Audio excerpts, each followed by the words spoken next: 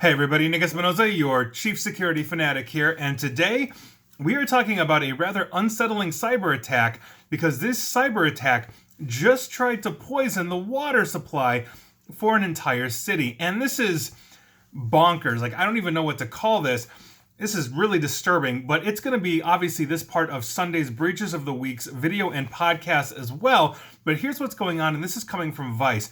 Today, officials in Pinellas County in Florida, this is the home of St. Petersburg and Clearwater, they announced that an unidentified attacker remotely gained access to a panel that controls the city of Oldsmar's water treatment system and changed the setting that would have drastically increased the amount of sodium hydroxide in the water supply. Now, when asked if this should be considered an attempt of bioterrorism, Pinellas County's Sheriff Bob Gualtieri, and I believe I'm pronouncing that correctly, said, and I quote, "The hacker changed the sodium hydroxide from about 100 parts per million to 11,100 parts per million. That's an incredibly dangerous level for human consumption." And to continue, when it is someone has hacked into the system, not just once but twice, open the program and change the levels from 100 to 11,100 parts per million with a caustic substance. So you label it however you want.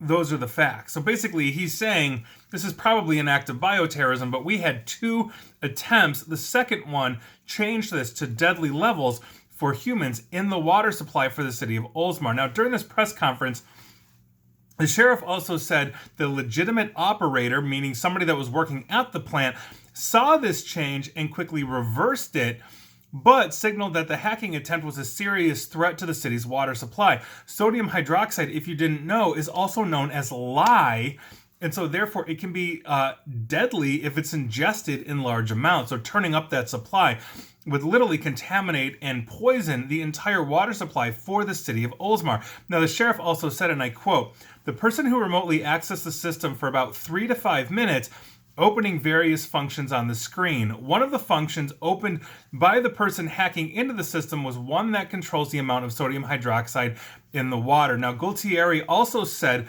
that on Friday, this past Friday at 8 a.m., a plant operator at the water treatment facility in Oldsmar noticed that someone remotely accessed the system that he was monitoring. The system was deliberately set up with a piece of remote access software so that, quote, "authorized users could troubleshoot system problems from other locations," meaning the attacker was able to remote in and gain control, probably because of weakened systems, and we'll get to that. Now, that instance of remote access was brief, but then it happened again at 1:30 p.m., and the attacker changed the sodium hydroxide levels, meaning the first one may have simply been to look around to understand the system and all of that, and once they were punted or closed out or left, they came back knowing exactly what to do.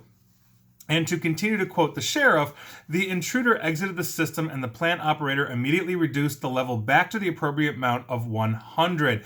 Now, the sheriff also said that steps were being taken to, and I quote, "stop further remote access to the system, and that there are other safeguards to protect the water integrity in place." The county sheriff's office has also started a criminal investigation, and they've called in both the FBI and the Secret Service.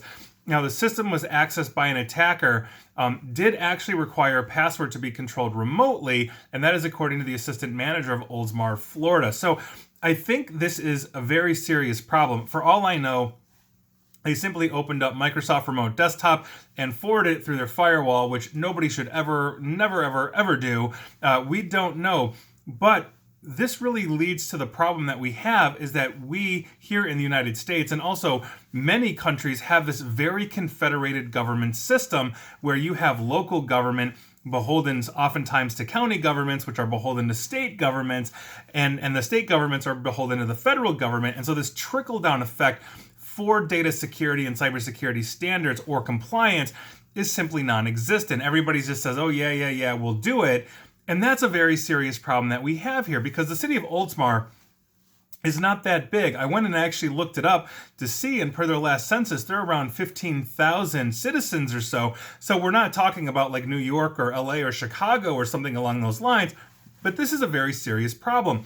Oftentimes, these small cities don't have the budget to very heavily invest in cybersecurity and cyber defense strategies, and so by virtue of that, IT tends to cut corners, or they're not given the funding to properly, let's say, create a remote access system that would be a lot more secure than, let's say, opening up a remote access. Now, I don't know if they simply just opened up remote access to it, but the behavior and everything that I'm seeing in the article by Vice basically tells me that it was something along those lines, that they probably weren't using a virtual private network or something along those lines, which means the security was lax, and that's critical infrastructure.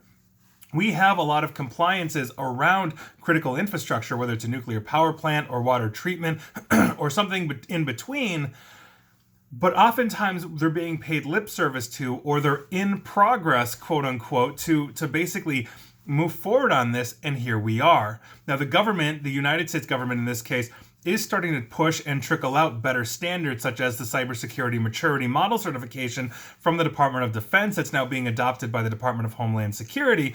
But we need to make sure that we are properly funding and executing on better defensive technologies for our critical infrastructure. Because what if that employee hadn't been that diligent at the water plant?